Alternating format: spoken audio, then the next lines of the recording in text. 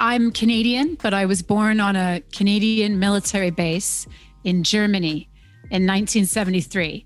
And my mom, prior to giving birth to me, was a DJ on the base radio station, and she did the Soul Hour every week.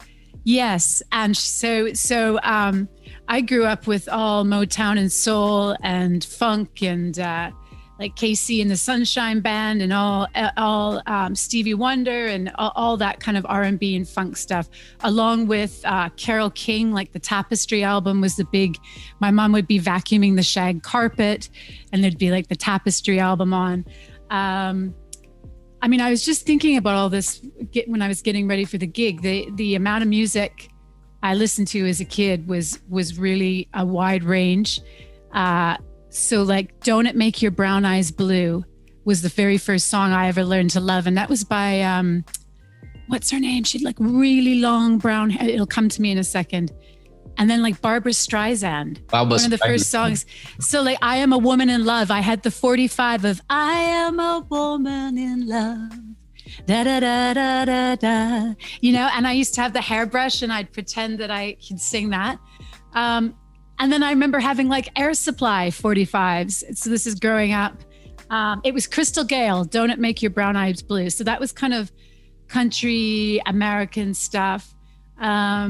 So my life was full of music. I played clarinet in school, and I was in the military in Canada. So I was in a military marching band. I played clarinet.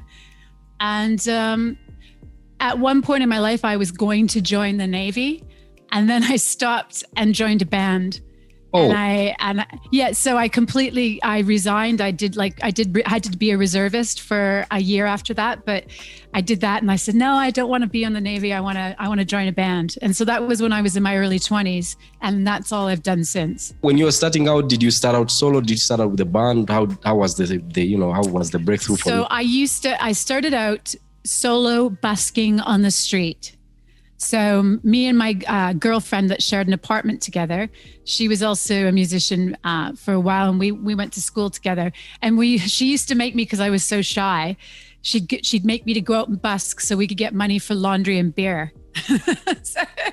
Wow, smart strategy, right? Yeah, so we'd stand and we would busk. So I started doing that.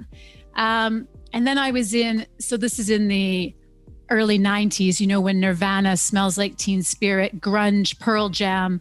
I was the big grunge girl. So I was in kind of a guy-girl grunge band for a little while.